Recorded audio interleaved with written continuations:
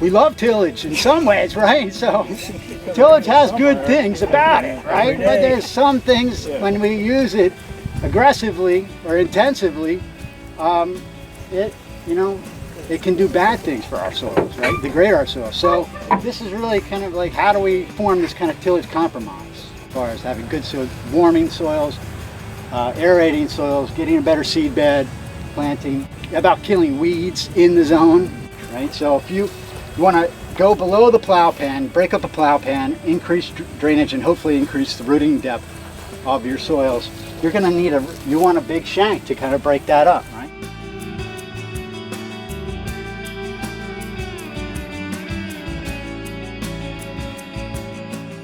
Cultivation definitely isn't reduced tillage. That said, all of the scientific literature that I've seen on the negative effects of tillage have been with more aggressive, deeper tillage.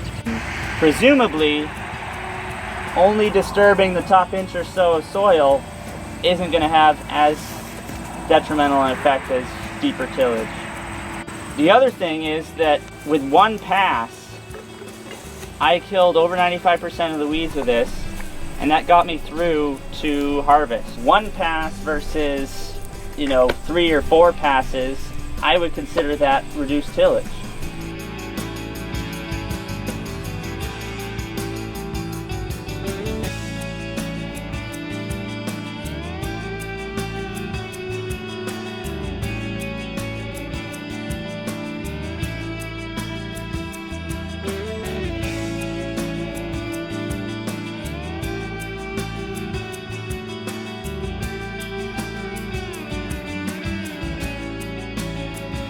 Other people talking about that earlier, then saying, well, we're no-tilling, but then we come in with these high residue cultivators, which is tilling.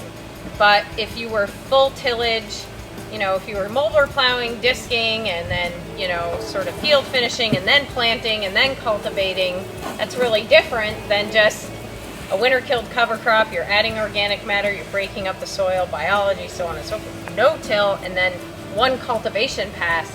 Those are two really different systems.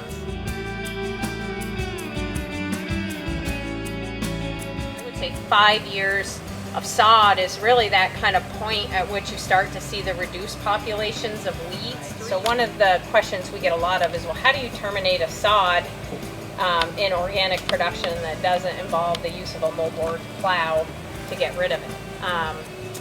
And so we've been trying to work a bit with undercutters to actually undercut a sod crop or a heavy cover crop to kill it in the fall and hope that it dies over the winter so that you have a dead sod the next spring to no-till into. But the goal of undercutting is basically to kind of like slice off the roots and set the plant back. If you do it at the right time, hopefully you can actually kill those plants by, cutting off their, how they take up water and nutrients. But the timing of it is really critical. You can't do it just at any time or to any depth, apparently, because we've done all of the above and have been relatively unsuccessful killing a really good clover crop using undercutters.